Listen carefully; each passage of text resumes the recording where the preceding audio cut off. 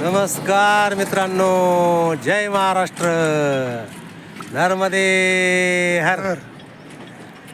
आज आपले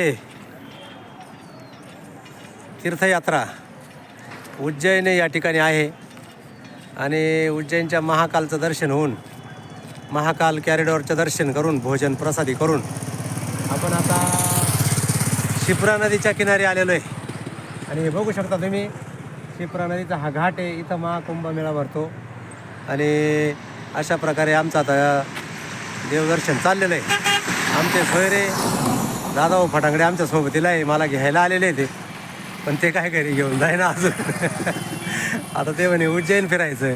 आता भरतरी ऋषींची गुफा बघायची आणि त्याच्यानंतर कालभैरवनाथांचं दर्शन आणि कालभैरवनाथांचा प्रसाद घेऊन